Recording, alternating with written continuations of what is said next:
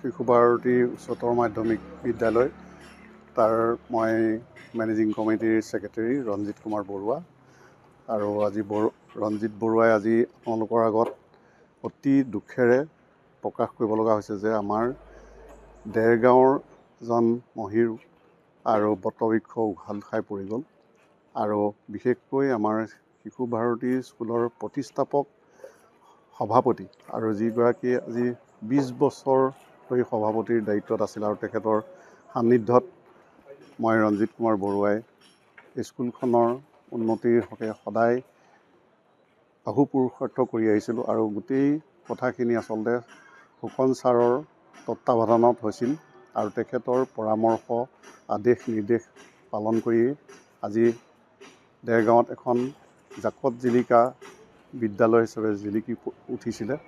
কিন্তু হঠাতে তেখেতৰ আজি মৃত্যু হ'ল আৰু এই মৃত্যুত আমি ভাগি পৰিছোঁ আৰু আমাৰ আচলতে শিশু ভাৰতীৰ পৰিয়ালে এটা ডাঙৰ সম্পদ হেৰুৱাই পেলালে, যিখিনি আমি হয়তো কেতিয়াও পুনৰ নাপাম। কিন্তু বেছি কথা নকওঁ, কিন্তু 77 চনতে যেতিয়া দেৰগাঁৱত কোনো ধৰণৰ প্ৰাইভেট ছেক্টৰৰ স্কুল নাছিলে, তেতিয়াই 77 চনতে প্ৰতিষ্ঠা কৰিছিলে। আজি প্ৰায় 50 বছৰ হ'ব।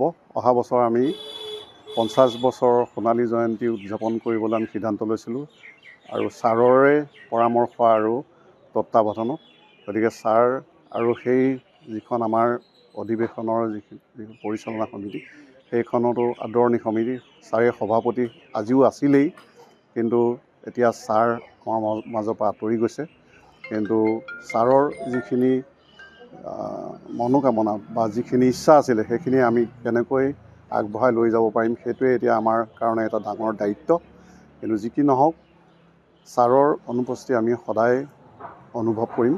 কিন্তু ছাৰৰ আজি এই প্ৰয়াণত আমি অতি দুখেৰে আৰু তেখেতৰ আত্মাৰ সদ্গতিৰ অৰ্থে ভগৱানৰ ওচৰত প্ৰাৰ্থনা কৰিছোঁ। লগতে পৰিয়ালৰ সকলোৰে যাতে সদ্গতি হয় আৰু চবে দুখৰ সম্ভৱ।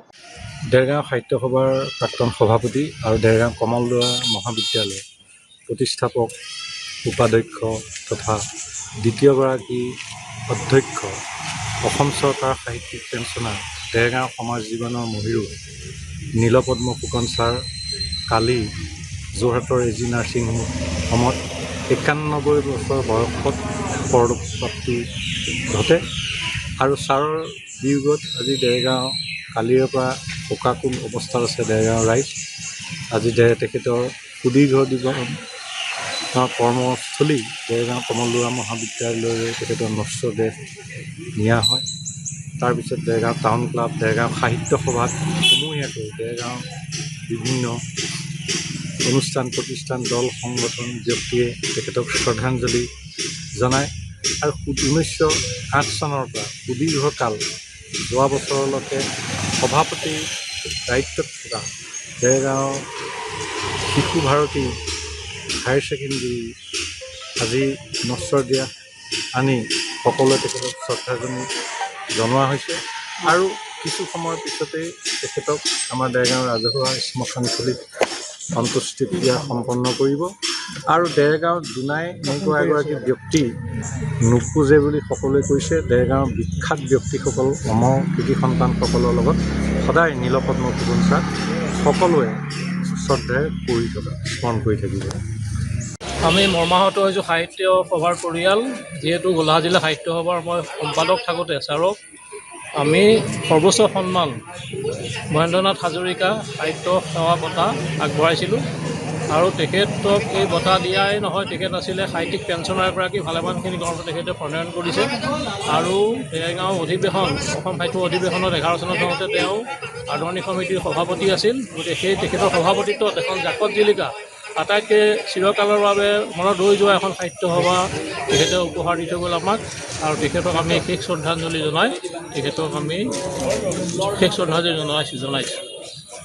আপোনাৰ ভিনদেউ, কিন্তু 2011 সাহিত্য সভাত দেৰগাঁও ৰাইজে আপোনাৰ ভিনদেউক সভাপতি, আপোনাৰ সম্পাদক হিচাপে পাতিছিল, ৰাইজে দিছে আপোনালোকক। কিন্তু সেই সময়ত আপুনি ভিনদেউৰ লগত কাম কৰি কেনেকৈ, ভিনদেউৰ বিয়োগত আপুনি কি ক'ব? আচলতে তেখেত মোৰ পৰিয়ালৰ এগৰাকী সদস্য মোৰ ভিনদেউ, গতিকে তেখেতৰ লগত মোৰ এটা আত্মিক সম্পৰ্ক আছিল। আৰু দেৰগাঁৱৰ ৰাইজে 2011 চনত যি 71তম অধিৱেশন অসম সাহিত্য সভাৰ অনুষ্ঠিত হৈছিল, তাত তেখেতক সভাপতিৰ দায়িত্ব দিছিল আৰু মোক সম্পাদকৰ দায়িত্ব দিছিল। গতিকে আমাৰ মাজত এটা সমন্বয় আছিল, তালমিল আছিল। গতিকে বহু কথাত তেখেতক নজনোৱাকৈ মই কামখিনি কৰিছিলোঁ আৰু সেই বুজাবুজিৰ ফলতেই হয়তো সেই অধিৱেশনখন আৰু দেৰগাঁও ৰাইজৰ সঁহাৰি যেনেকৈ জনাইছিল, তাৰ ফলতে হয়তো সেই অধিৱেশনখন সফল হৈছিল। আৰু তেতিয়ালৈকে হৈ যোৱা অসম সাহিত্য সভাৰ অধিৱেশনৰ ভিতৰত সেইখন এখন শ্ৰেষ্ঠ অধিৱেশন বুলি অভিহিত হৈছিল। তেখেতৰ মৃত্যুত আপুনি কি ক'ব? তেখেতৰ মৃত্যুত মই এজন অভিভাৱক হেৰুৱালোঁ, যিহেতু মোৰ নিজৰ দেউতাক মাক বহুদিন আগতে হেৰুৱাইছোঁ। গতিকে যিকোনো কঠিন পৰিস্থিতিৰ সন্মুখীন হ'লেই মই তেখেতৰ লগত আলোচনা কৰোঁ। আৰু শেষৰ ফালে এনে হৈছিল যে তেখেত যিহেতু 92 বছৰত মৃত্যু হৈছে, শেষৰ ফালে অকণমান কেঁচুৱাৰ নিচিনাও হৈছিল। বহুতো ক্ষেত্ৰত মোৰ পৰাই তেখেতে পৰামৰ্শ বিচাৰে। গতিকে আমাৰ মাজত তেনে এটা বুজাবুজি আছিল আৰু মোক সততে তেওঁ ইয়াত বিচাৰি পাইছিল।